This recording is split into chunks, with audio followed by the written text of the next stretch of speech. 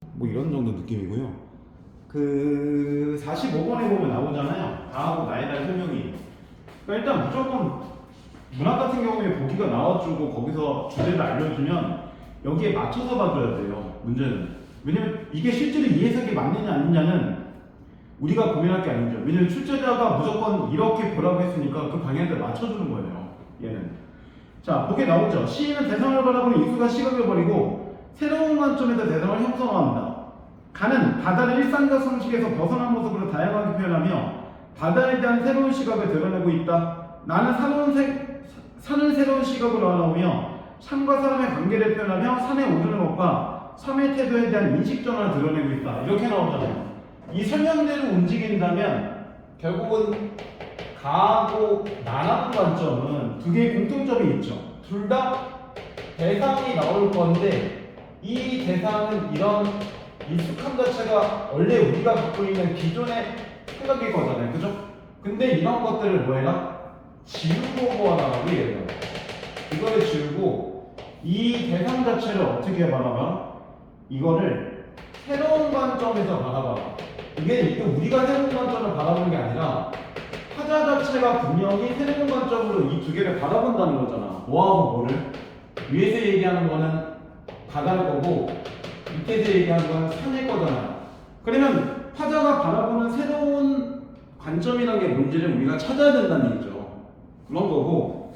그래서 이제 여기서 나타난 모습 자체가 지금 보면 이렇게 나오잖아요. 다양하게 표현하는 거예요. 그러면 바다에 대한 새로운 관점은 하나가 아니라 최소한 두 개 이상일 수 있다는 얘기잖아. 그러니까 여러 가지 표현법이나 아니면 비유력이나 이렇게 썼을 거니까 최소한 두 개 이상 나타나는 바다에 드러나는 이미지나 뭐 의미가 뭔지를 찾으라는 거고, 나에서는 산을 새로운 시선을 바라보며 조금 추가된 게 있죠. 산과 사람의 관계를 표현하며 산에 오르는 것과 삶의 태도에 대한 인식 전환을 드러내고 있다. 그러면 산 자체와 이렇게 사람이 있을 때 이 사이에 관계 자체가 어떻게 되는지를 한번 생각해 보는 거고, 하나 그리고 조금 더 얘를 구체화된 게 뒤에 뭐가 나왔어? 산을 오르는 것. 산을 오르는 것과 그 다음에 삶의 태도에 대한 인식 전환. 삶의 태도에 대한 인식 전환이라는 얘기는 분명히 우리가 이렇게 산에 오르는 거에 대한 것도 뭐가 있을 거라는 거야? 기존의 어떤 관점 자체가 있을 거라는 얘기잖아요. 그죠? 뭐 사람들이 산에 오르는 이유가 있을까? 니네가 오르던 말던 그거는 부차적인 거고, 저도 산에 안 올라가요. 기본적으로. 왜 내려올 거니까요? 저는 안 올라갈 건데. 그렇잖아. 올라가면 내려올 건데 올라가. 하긴 뭐 이렇게 어차피 배부르면 밥 먹으면 또 배고플 텐데 뭐라 먹어, 이거 비슷한 얘기긴 하지만 어쨌든 이런 관점이 있을 거고, 그걸 여기서 보여줄지 아닐지 모르겠는데 어쨌든 뭐 할 거야. 산에 오르는 것도 우리가 일반적으로 생각하는 것과 뭔가 다르게 생각해야 돼. 이렇게 되는 거니까 조금 더 그래도 힌트를 많이 주고 있는 게 나 쪽이긴 해요. 그죠? 하지만 둘 다 뭐야? 새로운 게 뭔지 지금 보기만 가지고 과연 나왔어 안 나왔어? 안 나왔어? 안 나왔잖아. 안 나왔어. 맞아. 안 나왔잖아. 안 나왔잖아. 왜 페인트한 거야? 안 나왔잖아요. 그죠? 어떤 새로운 관점이 있는지는 안 알려줬으니까 실제로 얘가 보기가 완전히 친절한 건 아니죠. 조금 더 친절할 거면 어떻게 해야 돼? 바다에 대한 새로운 관점 보고 그 다음 산에 대한 새로운 관점 뭐라고 우리한테 알려줬으면 진짜 퍼펙트한 해설지가 되는 건데 그건 니네가 찾아. 이런 거니까 이게 쉽지 않은 해석이라는 거죠. 왜냐면 기존의 관점이 아니라 새롭다고 하면 이 새로움의 범위가 너무 스펙트럼이 다양하잖아요. 그러니까 이걸 찾는 게 쉽지 않죠. 아니 이거 학교에서 안 했죠? 예, 했나요? 오늘 했나요? 혹시? 저는 한 2주 전인가 1주 전. 아 그래요? 그러면 각자한테 물어볼까요? 혹시 산에 대한 새로운 관점, 그 바다에 대한 새로운 관점은 뭘 얘기했어? 학교에서? 바다요? 예. 뭐 주머니에 들어가니까. 근데 제가 오늘 좀 졸아가지고. 맞아요. 주머니에 들어간 건 맞아요. 그러면 바다에 대한 새로운 관점은 뭐 있었나요? 수업 시간 더 좋은 걸로. 수업 시간 졸았으니까 지금 졸면 안 돼요? 지금까지 졸면 이제 새로운 관점이 안 나올 거예요. 하나 방금 얘기한 거에 좋은 얘기 있어. 바다 자체를 주머니에 넣을 수 있다는 얘기는 관점이 뭐가 하나 나왔어? 크기죠. 모양과. 모양과 크기 대한 관점 자체가 바뀐 거잖아 이미.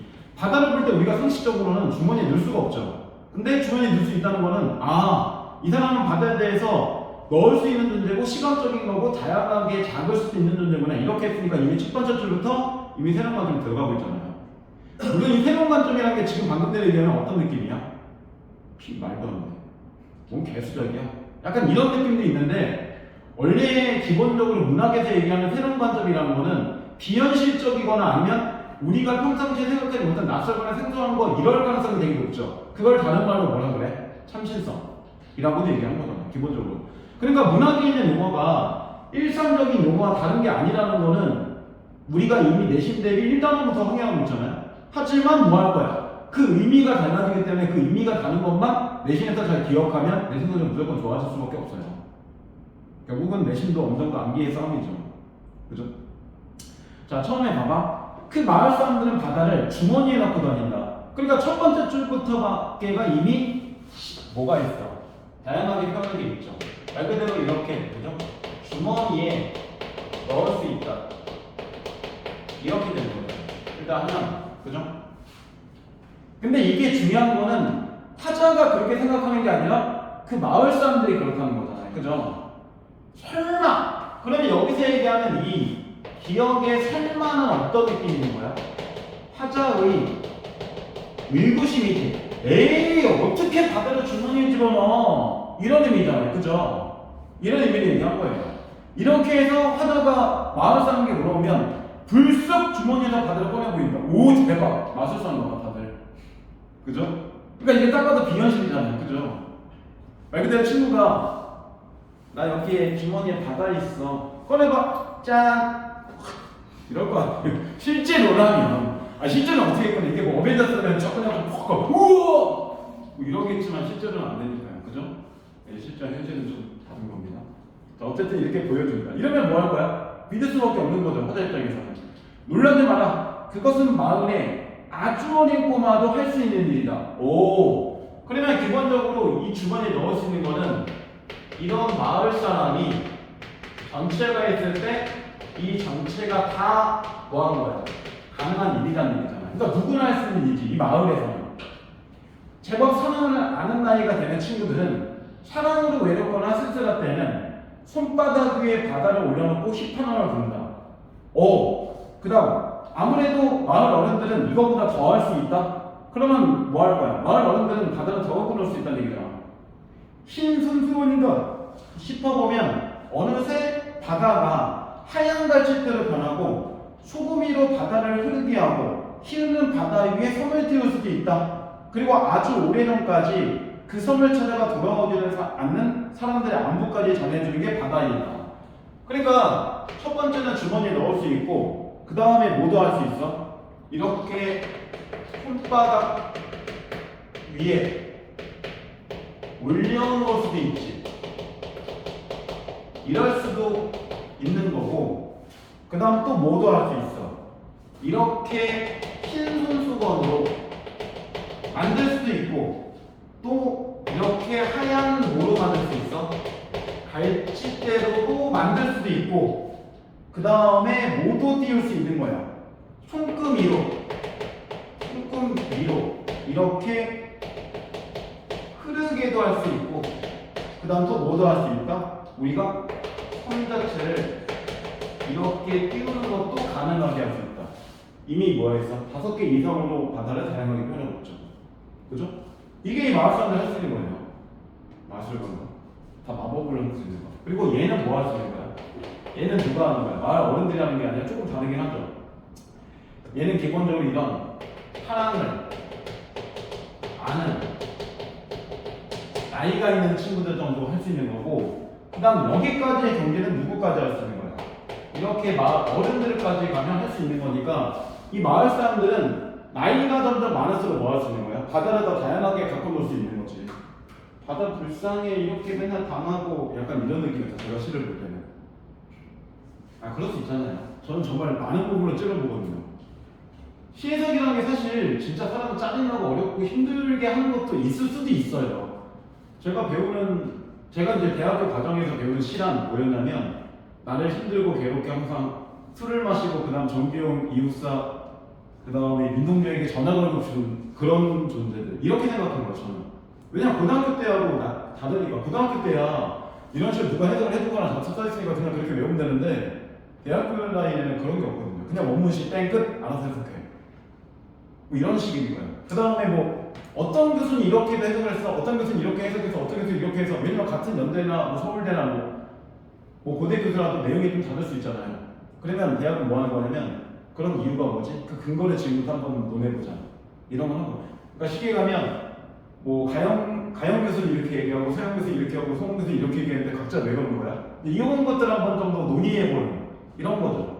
그러니까 방정식으로 하면 1차가 있고 2차가 있고 3차가 있고 4차가 있고 이 안에서도 1-2-1, 3-3, 뭐 4-1, 4- 이런 게 있는데 왜 여기서는 이런 공식 쓴 게 좀 더 타당성이 있는 거지? 타당성에 대한 증명을 해보자. 이런 게 대학교 수업이에요. 재밌겠죠? 재밌는 애들은 되게 재밌고 저같이 공부하기 싫은 애들은 한없이 지루하죠. 아 머리 아파요. 그냥 서울대 교수가 이렇게 얘기했는데 외우면 안 되냐? 이렇게 얘기해봤자 할 수도 있고 외우는 게 아니라니까. 이런 거죠. 어쨌든 그래서 이렇게 해서 어쨌든 변형이 가능하다는 거예요. 그러니까 이미 뭐 한 거야? 다양하게 표현만 찾았죠. 꼭 기억할 거 하나 있지. 화자의 인식이 아니라 마을 사람들의 인식이다 이런 거죠. 물론 이 마을 사람들하고 화자의 관계를 정확하게 알지 못해요. 이 시에서는. 왜 그리고 내가 마을에 갔는지도 이 시에서는 설명하지 않아요. 그건 알 수 없는데 어쨌든 마을 사람들이 이런 문제. 그리고 이게 뭐 한 거야? 분명히 사랑하는 애들이 바다를 손바닥에 올려놓을 때는 쓸쓸할 때 올려놓은 거니까 이렇게 할 수 있다는 거는 뭘 얘기하는 거야? 이런 사랑을 아는 나이의 애들이 바다를 이렇게 논다는 거는 바다가 어떤 존재가 되는 거야? 위로해준다는 얘기죠. 쓸쓸할 때 잠시 그 쓸쓸함을 잊게 해줄 수 있는 존재. 그럼 바다는 단순한 장난감이 아니라 이 마을 사람들 어떻게 보면 동반자거나 또는 뭐 기본적으로 자기의 우울함도 조금 뭐 해소해 줄 수 있는 되게 긍정적인 존재라는 얘기죠. 그죠? 자, 그 다음부터 조금 바뀌어 내용이. 아주 오래전에 떠나오던 날 마을 사람들, 이제 내가 떠나는 거니까 내용이 좀 바뀔 거 아니야. 그죠? 사람들이 주섬주섬 선물로 건네주던 바다. 그러면 바다는 뭐도 될 수 있어. 추가되죠. 선물이라는 것까지. 건넬 수 있는 거예요. 기본적으로. 자, 그리고 일단은 시 속에 내가 곱게 접어온 바다. 그러면 이렇게 한번 보자. 화자에게 이렇게 곱게 접어온 바다라는 거는 이 바다가 화자에게 어떤 의미라는 거야? 곱게 이렇게 접어서 올 수 있고 그 다음에 내가 나중에 펼칠 수 있는 거니까 굉장히 소중한 거죠. 마을 사람들은 선물이니까 소중하게 갖고 왔다는 얘기잖아. 그죠? 그리고 여기서도 또 하나 뭐가 돼서 다양하게 표현한 게 나오죠. 왜? 접을 수도 있는 거잖아. 그러니까 이 시는 힘든 게 뭐냐면 한두 개가 아니라 너무 많아요. 지금 바다에 대한 다양한 표현이. 그죠? 사실 한두 개를 표현하는데 점점 뭐가 늘어날수록 우리한테는 쉽진 않죠. 그죠? 원래 그런 게 수학 시간에 나온 내용이잖아요. 곱셈공식. 한두 개로 끝날 줄 알았는데 10개가 넘어간 게 막 계속 나오잖아요. 그죠? 이거 다 외워야 되나요? 라고 수학한테 얘기하면 다 필요한 거예요? 그냥 이딴 거 일단 외워요. 외우면 나중에 다 써먹어. 이게 제가 고등학교 때 당한 건데 애들 물어보니까 똑같은 얘기예요. 저희도 그랬는데요? 역시 수학을 하는 건 똑같은 것 같아. 이런 느낌. 일단 외워놔. 나중에 써먹을 거니까. 나중에 없는데요? 조용히 해. 언젠가 알게 될 거니까. 시간이 지나면 알게 돼 있어. 이게 저희 수학생이 했던 얘기거든요. 자, 이제 그 다음 보세요. 산에 지칠 때 누군가가 아늑히 그리울 때 나는 손바닥에 그 바다를 올려놓고 엽서를 뜬다. 그러면 나에게도 뭐가 되는 거야? 이 바다가 누군가가 그립거나 지칠 때 위로가 되거나 뭔가 힘이 될 수 있는 존재라는 얘기잖아. 이거하고 되게 비슷한 얘기예요. 그죠? 여기 부분하고 살짝. 자, 그 다음. 아침이면 사람과 함께 눈뜨는 바다, 저녁이면 사람과 함께 잠드는 바다. 자, 아침이면 다 안 쓸게요. 사람과 함께 눈뜨는 바다. 그 다음 저녁이면 뭐 하는 바다? 저녁이면 그렇게 사람과 함께 잠드는 바다. 그러면 이 두 개 문장은 딱 봐도 문장 구조가 완전히 비슷하잖아요. 그러니까 정확하게 있거든. 일단 표현법은 100%가 되겠죠. 근데 의미는 뭘까? 아침이면 누구와? 사람과 함께 눈뜨고 저녁에도 사람과 함께 눈을 감는 바다야. 그 얘기는 뭐였는 거야? 그 얘기를 표현법을 제외하고 의미를 보면 바다란 어떤 존재야? 사람과 이렇게 함께하는 존재라는 얘기야. 안녕하세요. 이렇게 찍었어. 전화는 했더니 돌려놓고 내가 4시 반에 일부러 한번 전화하고 전화해봤더니 전화 아, 저 돌려놓고 방해금지 모드에서 방해. 두 번 전화요. 내가 널 방해했구나. 방해해서 그렇구나. 그래서 어쨌든 이런 의미니까 이게 뭐하는 거야? 여기 있는 말할 사람들처럼 내가 선물로 갖고 온 바다가 점점 나에게도 되게 가까운 존재가 되는 거죠. 보통 이게 별로 보잘것없는 선물이면 가영이 뭘 받아놓고 책상에 열고 집어넣고 쓱 어딘지 모르겠고 어딘가 돌아다니고 바닥은 계속 책상 속에서 탁탁탁탁 이럴 텐데 그렇지 않은 존재가 된 거잖아. 대박이죠. 아 이거 안 갖고 왔는데 아 이거 일단 요거까지 좀 설명하고 거의 다 끝났으니까. 자 그다음 저녁이면 한 몸이 되어 살아가는 바다를 나는 알고 있다. 그러면 마지막에도 이거 그대로 뭐 한 거야? 유지된 상태로 끝나는 거죠. 저녁이면 한 몸이 되어 살아가는 거니까 여전히 뭐 한 거야? 바다는 사랑과 함께하는 존재이다. 근데 맨 마지막에 이렇게 끝나잖아. 끝날을 보면 바다를 나는 알고 있으니 이렇게 끝났지 시가. 그러면 마지막에 뭐가 없어? 딱 끝나는 종결형의 의미가 없는 상태잖아요. 그러니까 이걸 보고 알 수 있는 건 시험에서 뭘까? 0 이렇게 되는 거죠. 그죠? 그래서 이 시에서 바다는 굉장히 많은 것으로 다양하게 표현합니다. 신기하게. 그죠? 잠깐만요.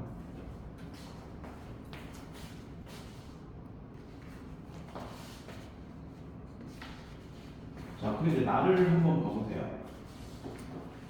자, 나 같은 경우는 지금 산에 대해서 분명히 오르는 거라고 좀 한정해놨잖아요. 그러면 바보다는 이런 다양하게 대한 표현이 조금 더 줄어들 거라는 거예요, 분명히. 왜냐면 가에서는 그냥 바다를 다양하게 한다라고 했는데 여기서는 산을 다양하게 한다 해서 오르는 거를 갖고 얘기하는 거니까 산에 오르는 존재가 누구야? 사람일 거 아니에요. 그러니까 사람과 딱 오르는다는 거에 관계 이것만 보여준 거니까 의미가 좀 더 줄어들 겁니다.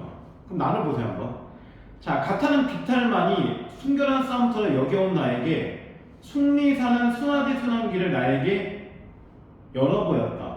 그러면 이 나에서 나오는 나라는 존재는 이 기존에는 어떤 사람이었던 거야? 가파는 비탈길만이 순결한 싸움터 여겨온 나에게 숭리사는 순디순기란 그런 길을 열어보였다. 이렇게 나온다는 것은 기본적으로 내가 생각하는 기존의 사고관이 뭐야?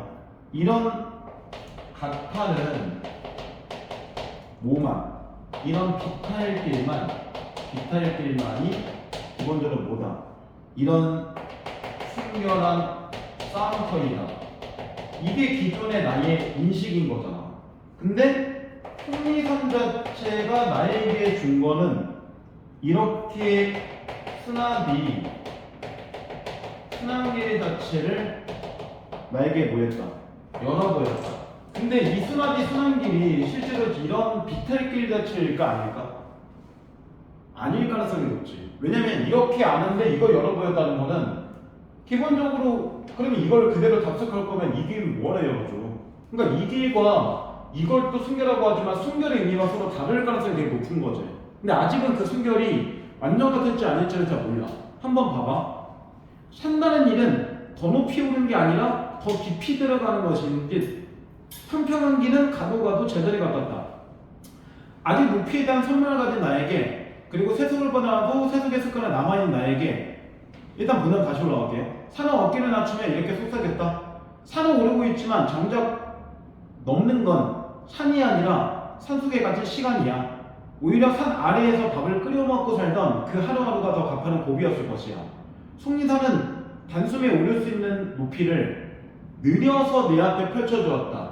그러면 이 순한 길은 비탈길이 아니지. 맨 마지막에 이 높이를 길게 느려서 나에게 보여줬다는 거잖아.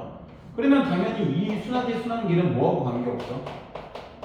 비탈길과는 관계가 없는 순함이지. 그럼 비탈길의 반대가 뭐야? 평평함이라는 거잖아. 그러니까 기본적으로 산 자체를 가지고 이런 거야. 뭐냐면 오르는 게 우리가 산을 보면 해야 될 일이라고 생각하는데 산이 얘기했지. 오르는 게 중요한 게 아니야. 이렇게 얘기한 거랑 마찬가지야. 일단 큰 틀에서는. 그리고 다시 네 번째 줄을 봐봐. 산다는 일은 더 높이 오르는 게 아니라 나오잖아. 산다는 것은 문장을 잡고 이렇게 나오죠. 더 높이 오르는 것이 아니라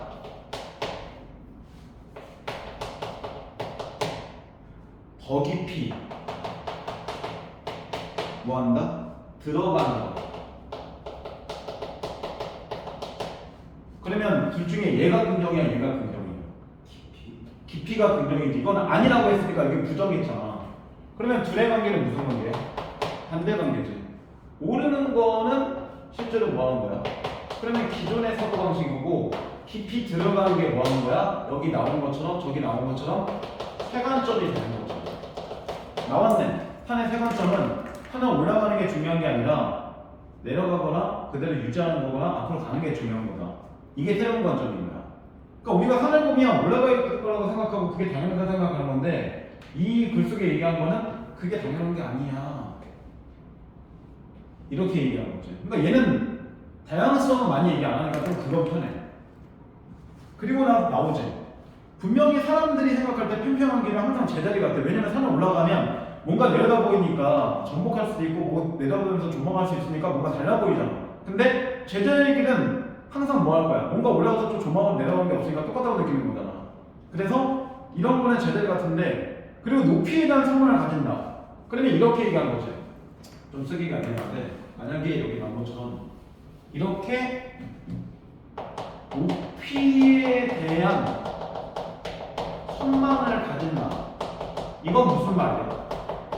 아직 기존의 사상을, 즉 생각을 가진 나란 뜻이잖아.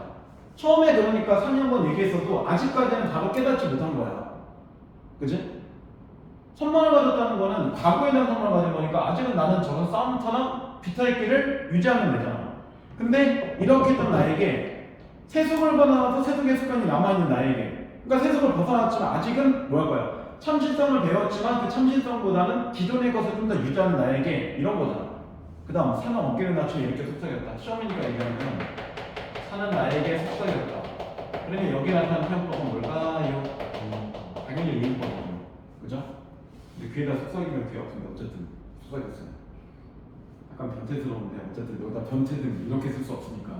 왜냐면 여기서는 변태인이 얘기하는 게 아니니까요. 자, 이렇게 말하죠. 산을 오르고 있지만 내가 넘는 건 정작 산이 아니라 오히려 산에 갇힌 시간일 거라고. 그러면 이렇게 나오죠.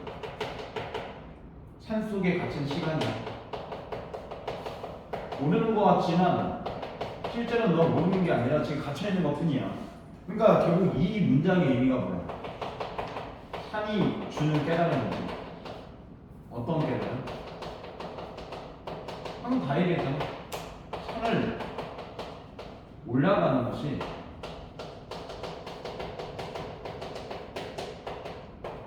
중요한 것이 아니다. 이런 얘기를 하는 거죠. 그러니까 산이 나에게 주는 깨달음이란 올라가는 것보다 더 중요한 일도 있어. 이런 거야. 싸운 것보다 더 중요한 일도 있어. 이런 얘기를 하는 거야. 그러니까 어떻게 보면 이 시는 산만의 관계를 얘기하는 게 아니라 어떤 인간성에 관한 또는 사회성에 관한 얘기일 수도 있어. 왜냐면 우리가 사회를 살아갈 때 항상 경쟁하는 게 당연하다고 생각하고 그렇게 살아오긴 하잖아요. 물론 시험 때 어쩔 수 없이 경쟁을 해야 되고 뭐 대학 갈 때 경쟁해야 되지만 그래도 나중에 뭐 취직하고 뭐 하려면 또 경쟁하고 하긴 해야 되잖아요. 그죠? 하지만 그런 것보다도 더 중요한 일이 있을 수도 있다는 거죠. 물론 이런 거 듣고 가영이 그러겠지. 개수작하지 마. 나는 게 무조건 경쟁만이야. 난 다 찍고 내가 무조건 올라가야 돼. 이렇게 생각할 수 있는데 그건 그냥 생각 그렇게 하고 이 시는 이런 사람도 있거나 그냥 이렇게 받아들이는 거죠. 어차피 세상은 다양한 거니까. 그죠? 누구나 다 롤렉스 시계를 사고 싶은 건 아닐 수도 있잖아. 일단 이 사람은 아닌가 봐. 나는 아는데. 그죠? 네, 저는 비싼 시계도 사고 싶고 저는 다이소 3,000원짜리 시계 여기다 갖다 놓고 맨날 건전된다고 힘들고 다시 뚝뚝 치고 이런 거 안 했으면 좋겠는데 현실은 그러네요. 현실은 그러네요. 시계 살 돈이 없어서 그래요. 시계 살 돈이 없어요. 시계도 좀 갖다 놓지. 교실에 시계가 없어. 가끔 그러면서 시간 보면 맨날 시계 좀 꽂게 되고. 약간 이런 생각도 하지만 원장님의 큰 뜻이 있겠죠. 그중에 사장님의 큰 뜻이 있을 겁니다. 분명히. 자, 그다음 오히려 산 안에서 밥을 끓여 먹고 살던 그 하루하루가 오히려 더 가파른 고비였을 것이다. 얘기하잖아. 속리산은 단숨에 오를 수 있는 높이를 그래서 길게 나에게 느려서 앞에 펼쳐주었다. 그러니까 마지막까지 다시 한번 이것도 얘기한 거야. 길게 느려서 펼쳐주었다는 거는 올라가는 것보다 올라가지 않은 삶이 더 중요하다. 그러니까 산은 나에게 두 번에 걸쳐 알려준 거야. 높이보다 중요한 일이 있어요. 이런 식으로. 그리고 산 아래에서 밥을 끓여 먹으면서 있던 하루하루가 더 가파른 고비라는 얘기는 산에 올라가는 비탈만이 어떤 경쟁이나 힘든 게 아니라 이런 평평한 안에서도 생각보다 뭐 할 거야? 힘든 삶이 있을 수도 있어. 이런 것도 얘기하는 거잖아. 이것도 기존과 다른 생각이야. 우리는 올라갈 때만 힘들다고 생각하잖아. 근데 이 사람은 이런 얘기하는 거야. 올라가는 게 아니라 평평한 곳에서도 또는 산 아래에서도 네가 생각한 거 다르게 힘들 수도 있어. 이런 거니까 이게 좀 사회성이 있다는 거야. 기본적으로. 그러니까 이게 우리가 지금 이번 시험에 관점과 연결되고 하잖아요. 관점과 찔러보면 굉장히 다양한 것들을 보여줄 수 있는 게 오히려 나가 더 그렇습니다. 제가 볼 때. 그러니까 나의 시가 훨씬 더 어려운 시예요. 희덕이 님은 자주 나올 사람이니까 잘 익숙하게 보시면 돼요. 근데 이 사람은 딱 뭘 단정하기 어려운 게 굉장히 스펙트럼이 다양해요, 시가. 그러니까 그때 만날 때마다 우리가 알고 있는 뭐 옛날 뭐 일제강점기에 나오는 그런 윤모 씨, 정모 씨, 또는 이모 씨, 한모 씨, 또는 뭐 김수띵 이씨, 김세영 뭐 이런 사람들하고 좀 결이 많이 달라요. 여러 가지 패턴을 많이 보여줄 거기 때문에 나중에 만나게 되면 또 이런 것과 굉장히 다른 색깔을 보여줄 가능성이 높습니다. 어려운 사람이에요, 희덕이 형님. 개인적으로 저는 별로 좋아하지 않습니다. 하긴 저는 모든 시를 다 좋아하죠. 다 어려우니까. 다 어려우면 세상에 뭐 쉬운 게 어디 있어요. 차라리 수학이 직관적이고 쉽죠. 그렇게 치면 그거는 이게 그때마다 이게 정말 맞는 해석인가? 이런 거에 대한 고민을 할 수밖에 없는데 실제로 우리가 무슨 고민을 할 수 있게 안 만들어 놓으니까 그나마 좀 편한 거죠. 이게 없으면 만약에 45번의 보기가 없으면 시해석이 굉장히 어려워집니다. 뭘 얘기하는지도 어려워지고 사실 그러면 문제 내는 게 스펙트럼이 너무 다양할 거니까 맨날 이렇게 집어넣는 거잖아요. 자, 43번 한번 보세요. 자, 그럼 이제 표현상의 특징에 대한 설명을 접전한 건데 가에서 음성성징어를 사용하는 게 나오나요? 한 번 정도가 아니라 무려 두 번에 걸쳐 나오죠. 불쑥이라고 두 번째 줄에 한 번 음성상징어 나오고 그 다음에 니은발음 위에 주섬주섬이라고 해서 음성상징어 한 번 더 나오죠. 두 번 나와요. 그러면 하나 생각할 게 있어. 일단 음성상징어는 나왔어. 그러면 윤영아, 음성상징어가 있으면 뒤에 행동감도 맞는 말일까? 네. 맞아요. 기억해야 돼요. 음성상징어는 의도적으로 두 가지를 주는 거야.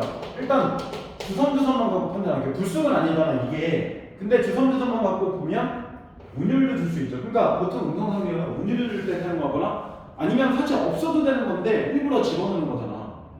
그러니까 뭔가 좀 더 움직임이나 이런 거를 좀 더 구체화시키거나 우리한테 알려주려고 하는 거니까 그게 생동감이에요. 기본적으로. 왜냐면 돌이 절로 간다보다 돌이 뭐 찰랑찰랑 간다 뭐 이런 식으로 움직인다거나 아니면 애가 웃는다보다 방긋방긋 웃는다 이렇게 하면 그걸 상태를 좀 더 구체적으로 보여주는 거니까 그런 게 생동감을 얘기하는 거예요. 그러니까 둘 중에 하나는 무조건 들어가게 돼 있어 기본적으로. 근데 얘가 나오면 틀리진 않아. 왜? 주섬주섬이 있기 때문에. 근데 주섬주섬이 없는 상태에서 만약에 불쑥만 있으면 요거밖에 안 되는 거겠지. 그죠? 그래서 이렇게 만약 학교에서 바꿔도 답은 되는데 만약에 밑줄을 불쑥만 주고 이거 운율이야 이렇게 하면 틀린 거지만 주섬주섬 주고 음성상징어고 운율이야 이렇게 되면 또 맞는 거야. 그것까지 알아둬야 돼. 근데 나머지는 다 해당사항이 없죠. 한번 근데 이것만 혹시 볼게. 수미상관이 뭐지? 처음과 끝이 같거나 유사한 거잖아요. 윤영 혹시 이거 특징 안 보이는데 얘기해봐. 수미상관의 특징. 수미상관 특징. 그냥 맨 처음 아니 그게 기본적 정의니까 그렇게 쓰는 이유가 뭔지를 얘기하는 거야. 운율 가끔 그렇죠. 운율감을 주거나 또는 의미를 강조하거나 또는 안정감 주거나 대신 앞뒤 같은 게 갈 말이 없으니까 여운을 주기 위한 거거나 이럴 때 보통 수미상관을 많이 쓰긴 해요. 그 다음 이제 43번 넘어가봐. 자 이제 이해를 적절하지 않는 거야. 1번의 기억을 활용해서 바다를 대하는 마을 사람들의 행동을 믿지 못한 상황을 부각하고 있다. 그래서 아까 설마에 뭐 했어? 화자의 의구심이라고 얘기했잖아. 그러면 당연히 뭐 할 거야? 믿지 못하는 게 맞겠지. 에이 설마 주문이 어떻게 나와? 이런 의미로 얘기한 거잖아. 그러니까 1번은 정답이 아니에요. 두 번째, 미을을 활용해서, 즉 곱게를 활용해서 바다를 소중히 여기는 화자의 마음을 드러내고 있다. 곱게 접어왔잖아, 내가 집까지. 그럼 왜 곱게 접어왔어? 선물을 준 거니까 의도적으로 곱게 접어왔다는 거니까 소중히 여기는 게 맞지. 그러면 이 곱게를 가지고 미을을 활용해서 바다, 즉 미은의 부사어를 활용해서 이렇게 나와도 된다는 얘기야. 오케이? 그 다음 세 번째, 디귿, 아직이죠. 이것도 부사어지. 이 부사어를 활용해서 화자가 여전히 높은 곳에 도달하는 것이 중요시되고 있음을 드러내고 있다. 아까 분명히 뭐라고 해서 아직 높이에 대한 선망을 가진 나는 기존의 사상을 여전히 유지하고 있는 거잖아. 그대로.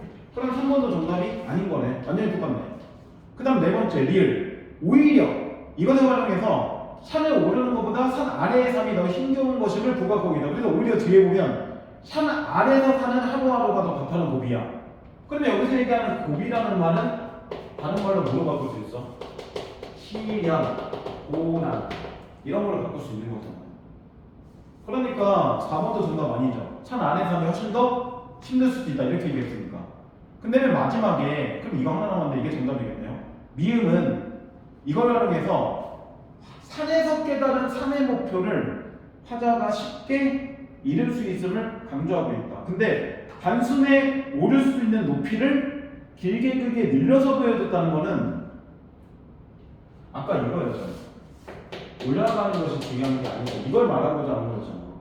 그러니까 뒤에 갑자기 생뚱맞게 산에서 깨달은 산의 목표를 화자가 쉽게 이룰 수 있음을 강조하고 있다. 이런 얘기를 전혀 시안에서 얘기하는 게 없지. 뭘 쉽게 이루자 이런 얘기를 하는 게 아니라 기존의 관점에서 보면 올라가는 것만 힘들지만 올라가는 게 아닌 게 더 힘들 수도 있고, 그리고 또 하나 올라가는 것보다 더 중요하게 해야 될 일도 있다 이걸 얘기하는 거니까 전혀 내가 이걸 뭐 쉽게 이룰 수 있다 이런 식의 얘기를 하는 게 아니지. 정답 나왔죠. 5번. 그래서 미음의 의미는 오르는 것보다 더 깊이 있게 들어가는 게 중요한 것을 알려주는 의미이다. 요 정도로 하면 되겠죠. 자, 그런데 45번을 봐봐. 자, 1번. 가는 바다를 주머니에 넣거나 손바닥 위에 올려놓을 수 있는 대상을 표현하여 바다의 크기에 대한 새로운 시각을 드러내고 있다. 그렇죠. 주머니에 넣거나 손바닥에 올려놓는다는 얘기는 모양이 바뀐다는 얘기잖아.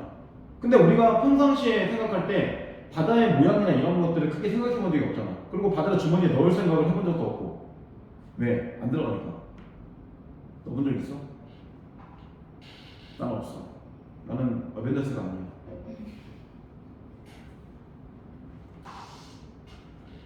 유튜브 계속 알고리즘을 뜨고 있는 게 몇 개 있어. 응답 1988. 그 다음에 실기로 의사생활. 쇼컷으로 지금 한 200개 본 것 같아.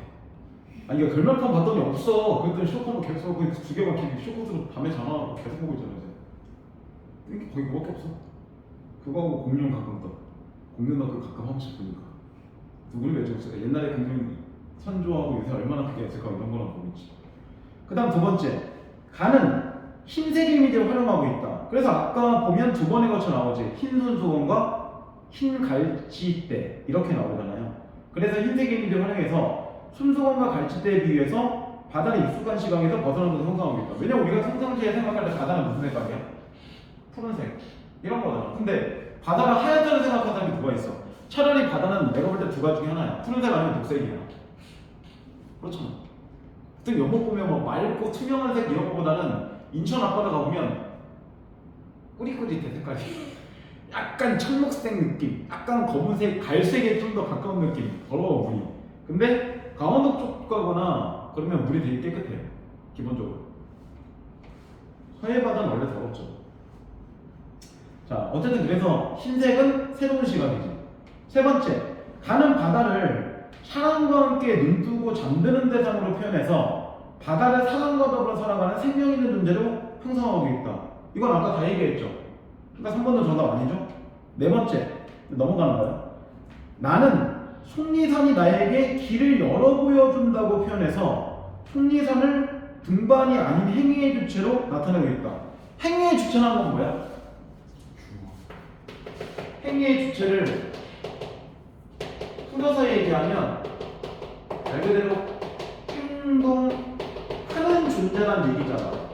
그치? 근데 산 자체가 나에게 이런 길을 열어보였다. 그럼 이거 누가 한 거야? 산의 행동이잖아. 그러면 4번도 맞네. 산이 주체가 돼서 행위를 하고 있다. 이렇게 나왔으니까 4번 맞는 얘기지. 그러면 여기서도 이거 의인법이라고 얘기할 수 있어 없어? 세 번째 줄? 있어요. 있어요. 왜냐면 이렇게 사람처럼 길을 어떻게 열어줘요? 근데 이것도 의인화로 얘기할 수 있죠. 하지만 이거 감정이입일까요? 아니죠. 가에서도 아까 의인화 나왔는데 감정이입일까요? 아니죠. 그러니까 감정이입과 의인화는 다른 관점으로 접근해야 된다는 거야. 감정이입이면 무조건 의인화지만 자매 자꾸 감정이입하지 말고.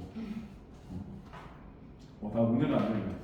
오늘은 진짜 아무것도 하기 싫어갖고 어제 4시쯤까지 이상하게 술을 마시는데 어제 일부러 술 마셨거든. 빨리 자려고. 술에 취하고 싶어서 일부러 그래서 마트 가서 진짜 양주 하나 사와서 콜라에다 타 먹었는데 잠이 안 오는 거야. 근데 이게 그렇게 비싼 양주는 아니어서 먹는데 점점 머리가 아플 것 같은 느낌이 들어서 여기서 그만 먹자. 머리 아픈 거 싫어. 술을 먹는 건 좋지만 머리 아픈 거 좋아하는 사람이 없으니까. 근데 그만두고 뭐 할까 잠이 안 오는데 역시 피기스쳐. 그리고 딱 봤는데 또 쿠팡에 거지 같은 거 그리고 딱 한 10분에서 20분 보다가 제 친구가 지금 쿠팡에 일하는 것도 있거든요. 에어컨도 없이 힘들게 일한다 그래서 보다가 또 장문에 한 2주 정도는 내가 내 노트에다가 쭉 써놓고 이렇게 손을 쓰는 건 아닙니다. 펜 있으니까 거기다 쓰고 그러고 나서 멈춰놓고 또 다 보고 그러고 자는데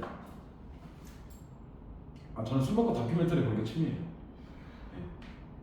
기분이 진짜 좋은 날은 공연 다큐 보고요. 기분이 꿀꿀한 날은 꿀꿀한 날은 이제 공연 다큐 보고 기분 좋은 날은 그냥 피스처럼 이런 거 보면서 이게 그냥 직업병이에요. 왜냐면 경제나 이런 거 계속 해야 되니까. 그래서 저 하루에 보면 기사도 한 30개 정도 읽으면서 다 하나씩 빠 내린단 말이에요. 직업병이에요 그냥. 왜냐면 기술 경제 이런 게 최근의 동향들과 연결되기 때문에 저도 경제책 이런 거 되게 많이 봐요 기본적으로. 그러니까 어쩔 수 없이 과학기술 뭐 이런 거 보고 옛날에 또 보면 양자역학, 상대성 원리 이거 유튜브하고 책 다 찾아본다고. 대학교 교재 보고. 내가 양자역학을 알아도 설명할 거 아니야. 내가 상대성의 기본을 모르는데 애들한테 얘들아 상대성이 뭐 이럴 수 없잖아. 그래서 내가 학원 강사들이 너무 힘들다고 느껴요. 할 게 너무 많고. 이게 고1 정도 할 때는 못 느꼈는데 고2, 고3 할수록 해야 될 스펙트럼이 너무 많습니다 실제로. 자 어쨌든 그러면 얘도 뭐야? 정답 아니었지. 그럼 이것도 정답 5번이겠네. 나는 속리산을 어깨를 낮추며 속삭이는 대상으로 표현하고 있다. 여기까지 맞을까? 네. 여기까지 맞지? 분명히 이렇게 하는 정도가 지금 디귿과 리을 사이에서 나와주니까. 그래서 산이 어깨를 낮추면 나에게 속삭였다 나오니까 여기까지 맞아. 하지만 속리산이 산을 위해서 희생한 적은 없지. 안 맞지? 분명히 계속 얘기하잖아. 속리산은 나에게 깨달음을 주는 존재이고 올라가는 데 중요한 게 있다는 깨달음만 주는 애니까 이거와 희생이란 말은 절대 같은 말이 될 수가 없지. 이렇게 하는 거는 희생도 아니고 헌신도 아니잖아. 차라리 산이 나에게 이런 것도 있다고 알려주는 노력을 하고 있다 이렇게 나오면 맞는 말이지만 이런 거 알려주는 희생을 하고 있다 이런 거 알려주는 헌신하고 있다 이건 좀 이상하잖아. 그러니까 정답이 5번 뒤에 잘못된 거야. 그래서 이렇게 바꿔주지. 정확하게 고치면 이렇게 되겠죠? 나는 속리산 어깨를 낮추며 속삭이는 대상을 표현하며 산이 나에게 주는 깨달음을 알고 있다. 그러니까 산이 나에게 주는 깨달음을 이해한 존재가 되었다. 이렇게 된 걸로 바꿔주면 되겠죠. 그래서 정답 5번 이렇게 나온 겁니다. 이해됐죠? 이번 거 실제로 전체 모의고사는 저도 이거 다 풀어보긴 했거든요. 이번에 뭐 비문학도 들어간 게 있어서 전체를 다 풀어보긴 했는데 사실 문학 자체가 조금 낯선 작품들이 많아서 시간 안에 푸는 게 전체적으로 문학이 조금 어렵고요. 그리고 그렇다고 비문학이 또 그렇게 쉽다? 안 쉬워요 비문학도. 그러니까 이번 거는 실제로 1등급 8점대 중반 정도 나오는 게 맞는 거예요. 그리고 평상시 니네 사회 시간에 뭐 그런 거 배워? 공유물 분할 뭐 이런 거 배운 적 있어? 안 배우잖아요 그런 거. 그죠? 뭐 햄틱 장치 들어는 봤지만 좀 쓰고 있지만 이게 촉감을 느끼는 거 맞지만 이게 어느 정도 면적을 가지고 뭐 한다 뭐 이런 거 우리 실제로 핸드폰 갖고 생각해 본 적도 없잖아. 그러니까 이게 오래 걸릴 수밖에 없는 것들이 많이 소진돼 있고 문제 상관없이 15번 문제 있잖아요. 여기 제가 기분은 않았지만 실제로 문법 문제 15번이 검문형대 나왔는데 무조건 중요합니다. 문법을 할 거면 뭐 안 할 거면 사실 상관없죠.